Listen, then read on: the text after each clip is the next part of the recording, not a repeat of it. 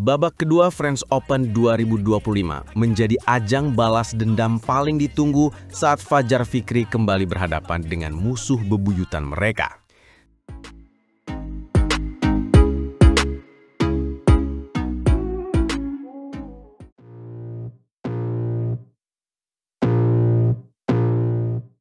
Selamat datang kembali di kanal kami, di mana kita akan mengupas tuntas drama terpanas dari dunia bulu tangkis.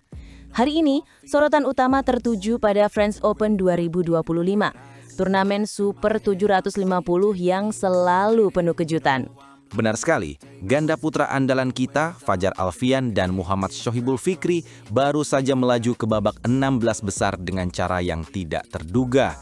Mereka berhadapan dengan pasangan Cina, Wang Di dan Liu Yang. Tidak terduga adalah kata yang tepat. Pertandingan itu berakhir dalam sekejap mata, hanya 15 menit.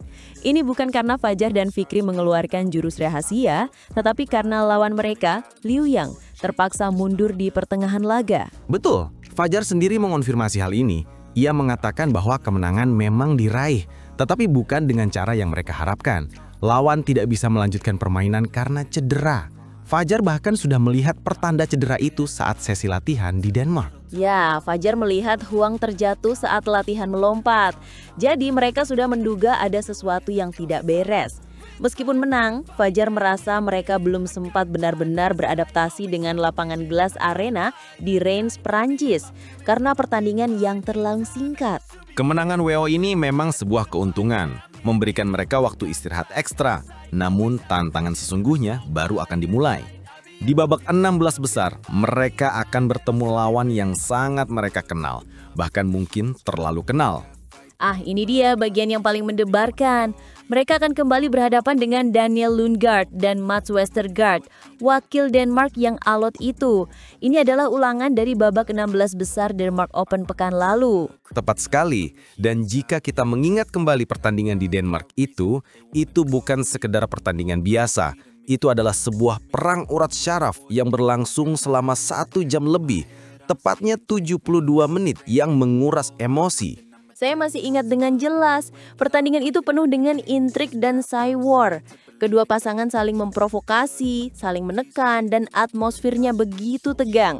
Fajar dan Fikri harus berjuang mati-matian sebelum akhirnya bisa mengunci kemenangan dengan skor 21-16, 18-21, dan 21-18. Kemenangan itu membuktikan mental baja Fajar dan Fikri, tetapi juga meninggalkan luka bagi pasangan Denmark. Mereka pasti merasa sangat terpukul karena kalah tipis di kandang sendiri setelah pertarungan yang begitu sengit. Sekarang, takdir mempertemukan mereka lagi hanya sepekan kemudian. Ini seperti skenario film. Wakil Denmark datang bukan hanya untuk bermain, tetapi untuk sebuah misi. Balas dendam.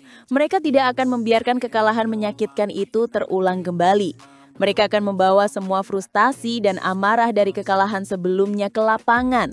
Fajar pun sangat menyadari ancaman ini. Dia secara terbuka mengatakan bahwa mereka harus sangat waspada.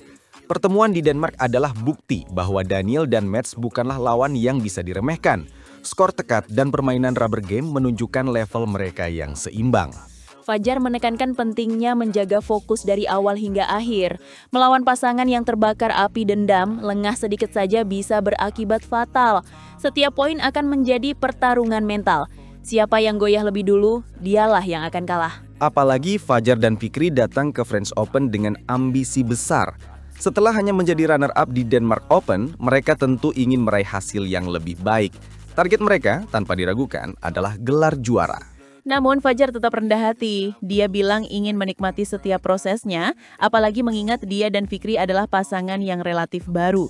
Mereka tidak mau terbebani oleh target, tetapi fokus pada setiap pertandingan yang ada di depan mata. Ini adalah ujian yang perfect bagi kemitraan mereka. Menghadapi lawan yang sama dalam 2 pekan berturut-turut dengan bumbu drama balas dendam akan menguji kekompakan, strategi, dan yang terpenting, kekuatan mental mereka hingga batas maksimal. Jadi apa yang bisa kita harapkan dari pertandingan ini? Apakah kita akan kembali menyaksikan perang side war yang intens? Apakah Daniel dan Mats akan berhasil menuntaskan misi balas dendam mereka? Atau apakah Fajar dan Fikri dengan pengalaman dan ketenangan mereka akan mampu meredam amuk wakil Denmark dan membuktikan bahwa kemenangan sebelumnya bukanlah sebuah kebetulan. Ini akan menjadi laga yang wajib ditonton. Satu hal yang pasti, Glass Arena akan menjadi saksi bisu dari pertarungan sengit ini. Ini bukan lagi hanya soal teknik dan kekuatan, tetapi soal harga diri, ambisi, dan pembuktian. Siapkan diri Anda untuk sebuah drama bulu tangkis tingkat tinggi. Benar, Fajar dan Fikri harus siap menghadapi segalanya. Serangan tanpa henti, provokasi di lapangan, dan teriakan-teriakan yang mengintimidasi. Pasangan Denmark akan melakukan apa saja untuk merusak konsentrasi mereka dan membalaskan kekalahan pahit pekan lalu. Ini momen krusial dalam perjalanan mereka di French Open. Kemenangan di sini tidak hanya akan membawa mereka ke perempat final, tetapi juga akan menjadi penegasan dominasi mental atas lawan yang berbahaya. Mari kita doakan yang terbaik untuk Fajar dan Fikri.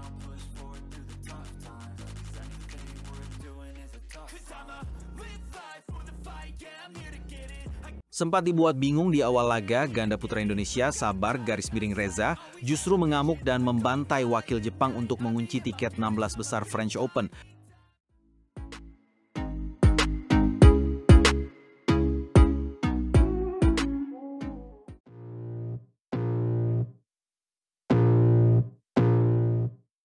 Para pecinta bulu tangkis tanah air kembali dibuat bangga. Pasangan ganda putra andalan kita, Sabar Karyaman Gutama dan Mohreza Pahlavi Isfahani, baru saja menunjukkan performa yang luar biasa dominan di babak pertama French Open 2025. Mereka tampil tanpa ampun. Betul sekali. Bertanding di Glass Arena, Femmes du Bois de la Justice pada hari Rabu tanggal 22 Oktober, mereka berhadapan dengan pasangan dari Jepang, Kenya Mitsuhashi dan Hiroki Okamura. Banyak yang mengira pertarungan akan berjalan alot, mengingat ini adalah pertemuan pertama mereka. Benar. Pertemuan pertama selalu penuh dengan teka-teki, dan memang di awal-awal permainan, Sabar dan Reza terlihat sedikit meraba-raba, bahkan sempat kebingungan dengan pola permainan yang diterapkan oleh Mitsuhashi dan Okamura. Ada sedikit ketegangan di sana. Namun disitulah kelas mereka sebagai pemain top terlihat. Seperti yang diungkapkan oleh Reza setelah pertandingan, mereka tidak panik. Mereka berkomunikasi, saling mengingatkan, dan yang terpenting, mereka mendengarkan arahan dari pinggir lapangan. Dan arahan itu datang dari sosok yang sangat kita kenal, pelatih Hendra Setiawan. Reza mengatakan bahwa setelah mendapat instruksi dari Ko Hendra, fokus mereka langsung berubah total. Strateginya jelas, terus serang dan jangan beri kesempatan lawan untuk mengembangkan permainan rally mereka. Strategi yang terbukti sangat ampuh. Begitu Sabar dan Reza menemukan ritme serangan mereka, pasangan Jepang seolah tak berdaya. Game pertama yang awalnya tampak akan ketat berhasil mereka amankan dengan skor 21 melawan 15. Sebuah keunggulan psikologis yang penting. Betul, dan apa yang terjadi di game kedua benar-benar di luar dugaan. Dominasi mereka menjadi-jadi. Sabar dan Reza tidak sedikit pun mengendurkan tekanan. Pukulan-pukulan tajam, smash keras, dan penempatan bola yang akurat membuat Mitsuhashi dan Okamura frustrasi. Mereka benar-benar tidak diberi nafas. Game kedua menjadi panggung pembantaian di mana Sabar dan Reza melaju kencang dan menutup pertandingan dengan skor yang sangat telak 21 melawan 7. Hanya butuh waktu yang relatif singkat untuk menyudahi perlawanan mereka. Kemenangan 2 game langsung dengan skor akhir yang begitu menjolok tentu menjadi pesan kuat bagi lawan-lawan mereka di turnamen ini. Ini menunjukkan bahwa Sabar dan Reza datang ke Prancis bukan hanya sebagai penggembira, tapi sebagai penantang serius. Namun perjuangan mereka tidak hanya soal strategi di lapangan. Sabar juga menyoroti adanya tantangan teknis, yaitu kondisi shuttlecock di Glass Arena. Menurutnya, shuttlecock kali ini terasa sedikit lebih cepat jika dibandingkan dengan saat mereka melakukan uji coba lapangan beberapa waktu sebelumnya. Oh, ini adalah faktor krusial yang seringkali luput dari perhatian penonton. Sabar menjelaskan bahwa saat mereka mencoba lapangan beberapa waktu sebelumnya, shuttlecocknya justru terasa sangat lambat. Perbedaan ini menuntut adaptasi yang cepat dari para pemain. Tepat sekali. Kemampuan untuk beradaptasi dengan kondisi lapangan dan shuttlecock yang berbeda-beda di setiap turnamen adalah ciri khas pemain kelas dunia. Dan Sabar Reza membuktikan bahwa mereka memiliki kemampuan itu. Mereka berhasil menyesuaikan kekuatan dan sentuhan pukulan mereka dengan sempurna. Kemenangan ini otomatis mengantarkan mereka ke babak 16 besar. Namun tantangan berikutnya justru datang dari rumah sendiri. Mereka akan menghadapi perang saudara melawan rekan senegara, Rian Agung Saputro dan Rahmat Hidayat. Sebuah partai yang pastinya akan sangat sengit dan emosional. Bertemu dengan rekan senegara selalu memiliki dinamika tersendiri.